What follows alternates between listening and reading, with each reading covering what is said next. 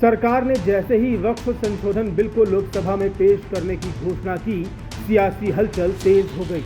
बयानों के सिलसिले के बीच सभी पार्टियों ने अपनी अपनी तैयारी शुरू कर दी। सदन के भीतर के गणित को पुख्ता करने के लिए जोड़ तोड़ शुरू हो गई। अध्यक्ष महोदय जी, कुल मिलाकर के 97,27,772 याचिकाएं ऑनलाइन, फिजिकल, मेमोरेंडम के रूप में, रिक्वेस्ट के रूप में और सुझाव के रूप में पूरे तरह से सरकार ने देखा है। वो जेपीसी के माध्यम से हो या डायरेक्ट दिया हो, हमने सब उसको देखा है। इससे बड़ा कभी भी, इससे ज़्यादा संख्या में किसी भी बिल कपर में लोगों का याचिकाएं नहीं आया आज तक। वक्फ संशोधन बिल को लेकर सभी प्रमुख दलों ने व्हिप जारी कर दिया है और अपने लोकसभा और राज्यसभा सांसदों से 2 से 4 अप्रैल तक सदन में मौजूद रहने को कहा है। आप इसीलिए हम भी अपनी बात रखेंगे, कृपया आप भी सुनने का धैर्य रखिए। संसद के गलियारे में राजनीतिक लामबंदी के बीच आइए समझते हैं कि ये पूरा बिल है क्या और इसकी अहम बातें क्या है। सबसे पहले जानते हैं कि भारत में वक्फ प्रबंधन के लिए जिम्मेदार प्रशासनिक निकाय कौन से हैं और उनकी भूमिकाएं क्या हैं। भारत में वक्फ संपत्तियों का प्रबंधन वक्फ अधिनियम 1995 के मुताबिक किया जाता है। केंद्र सरकार ने वक्फ अधिनियम 1995 के तहत कई प्रशासनिक निकाय बनाए हैं। केंद्रीय वक्फ परिषद सरकार और राज्य वक्फ बोर्डों को नीति पर सलाह देती है। केंद्रीय वक्फ परिषद अभी वक्फ संपत्तियों को सीधे नियंत्रित नहीं करती है। राज्य वक्फ बोर्ड प्रत्येक राज्य में वक्फ संपत्तियों का प्रबंधन करते हैं, सुरक्षा देते हैं। वक्फ न्यायाधिकरण, विशेष न्यायिक निकाय जो वक्फ संपत्तियों से संबंधित विवादों को संभालते हैं। पिछले कुछ वर्षों में वक्फ को लेकर कई तरह की शिकायतें आने लगीं, जिसके बाद इसमें बदलाव की जरूरत महसूस की गई। आखिर वो कौन से मसले हैं जिनकी वजह से प्रधानमंत्री मोदी की अगुवाई वाली सरकार को वक्फ बिल में संशोधन करने की जरूरत पड़ी, वो भी समझ लीजिए। वक्फ संपत्तियों की अपरिवर्तनीयता एक बड़ा मुद्दा रहा है। एक बार वक्फ तो हमेशा वक्फ का सिद्धांत विवाद में घिरा। कानूनी विवाद और कुप्रबंधन की वजह से वक्फ विवादों में घिरता गया। वक्फ अधिनियम 1995 और 2013 का संशोधन प्रभावकारी नहीं रहा। वक्फ भूमि पर अवैध कब्जा और स्वामित्व विवाद बढ़ते चले गए। संपत्ति पंजीकरण और सर्वेक्षण में देरी की वजह से वक्फ सवालों में घिर गया। बड़े पैमाने पर मुकदमे हुए और मंत्रालय को शिकायतें मिलने लगी। एक तरफ वक्फ के खिलाफ शिकायतों की फाइल मोटी होती गई, तो दूसरी तरफ वक्फ न्यायाधिकरणों की तरफ से समय पर फैसले नहीं हुए। जो फैसले हुए भी उनको दोनों पक्ष मानने को तैयार नहीं नजर आए। लेकिन मुसीबत ये थी कि वक्फ न्यायाधिकरणों द्वारा लिए गए निर्णय को उच्च न्यायालयों में चुनौती नहीं दी जा सकती थी। इससे वक्फ प्रबंधन में पारदर्शिता और जवाबदेही कम होती गई। अब समझते हैं वक्फ बिल में संशोधन क्यों जरूरी था। वक्फ संपत्तियों का आधा अधूरा सर्वेक्षण एक बड़ी समस्या बन गया। सर्वेक्षण आयुक्तों का काम भी संतोषजनक नहीं, मामले उलझते चले गए। गुजरात और उत्तराखंड जैसे राज्यों में अभी तक सर्वेक्षण शुरू नहीं हुआ है। उत्तर प्रदेश में 2014 में जिन संपत्तियों के सर्वेक्षण का आदेश दिया गया वो भी लंबित है।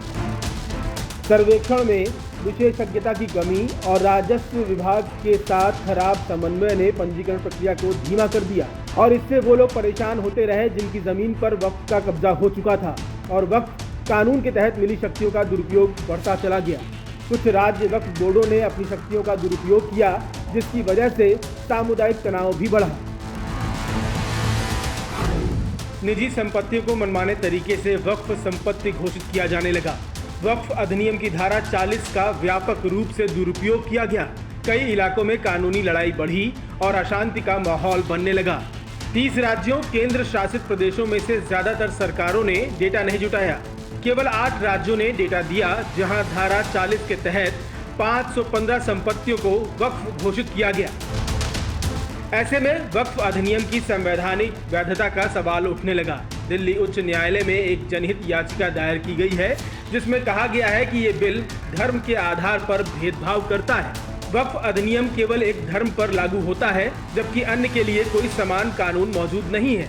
दिल्ली उच्च न्यायालय ने इस मुद्दे पर केंद्र सरकार से जवाब मांगा है। इन सभी वजहों से केंद्र सरकार ने वक्फ कानून में संशोधन की प्रक्रिया शुरू की। संसद में वक्फ संशोधन विधेयक पेश करने के पहले क्या क्या कदम उठाए गए, ये भी जान लीजिए। अल्पसंख्यक मामलों के मंत्रालय ने विभिन्न हितधारकों से परामर्श किया। सच्चर समिति की रिपोर्ट का अध्ययन किया गया। राज्य वक्फ बोर्ड से परामर्श किया गया। जनप्रतिनिधियों, मीडिया और आम जनता से वक्फ कानून को लेकर फीडबैक लिया गया। मंत्रालय ने वक्फ अधिनियम 1995 के प्रावधानों की समीक्षा की प्रक्रिया शुरू की। 24 जुलाई 2023 को लखनऊ में और 20 जुलाई 2023 को नई दिल्ली में 2 बड़ी बैठक हुई। अल्पसंख्यक मामलों के मंत्रालय ने कुप्रबंधन, वक्फ अधिनियम की शक्तियों के दुरुपयोग और वक्फ संपत्तियों के बेजा इस्तेमाल को लेकर जताई जा रही चिंताओं पर मंथन किया। प्रभावित हितधारकों की समस्याओं को हल करने के लिए इस अधिनियम में उपयुक्त संशोधन करने के लिए आम सहमति बनाई गई। केंद्रीय वक्फ परिषद और राज्य वक्फ बोर्ड की संरचना को नया विस्तार मिलेगा।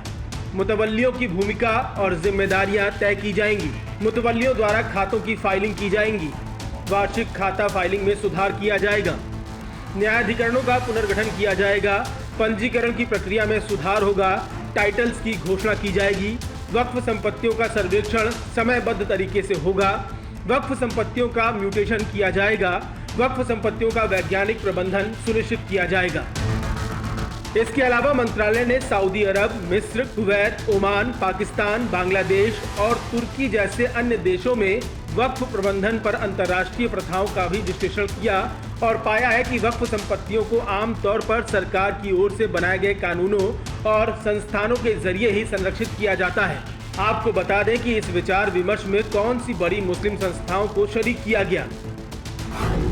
All India Sunni Jamiatul Ulama Mumbai, Indian Muslims of civil rights INCR New Delhi, Muttahida Majlis e Ulema JNK Mirwaiz Umar Farooq, Zakat foundation of India, Anjuman e Shitli Dawoodi Bohra समुदाय, Chanakya national law university Patna, all India Pasmanda Muslim Mahaz Delhi, all India Muslim personal law board AIMPLB Delhi, all India Sufi Sajjada Nashin council AISSC Ajmer, Muslim Rashtriya Manch Delhi, मुस्लिम महिला बौद्धिक समूह doctor Shalini Ali राष्ट्रीय संयोजक, जमीयत उलमाए हिंद दिल्ली, शिया मुस्लिम धर्मगुरु और बौद्धिक समूह दारुल उलूम देवबंद। इन सभी संगठनों से गहन चर्चा के बाद वक्फ बिल में संशोधन का मसौदा तैयार किया गया है। प्रस्तावित संशोधनों का उद्देश्य बेहतर प्रशासन, पारदर्शिता और जवाबदेही सुनिश्चित करके देश में वक्फ प्रशासन में बदलाव लाना है। इसका उद्देश्य वक्फ संपत्तियों के प्रबंधन के लिए एक सुव्यवस्थित, प्रौद्योगिकी संचालित और कानूनी रूप से मजबूत फ्रेमवर्क तैयार करना है। न्यूज़ कोरिडोर्स आप हमें YouTube पर, Instagram पर, X पर और Facebook पर फॉलो कर सकते हैं।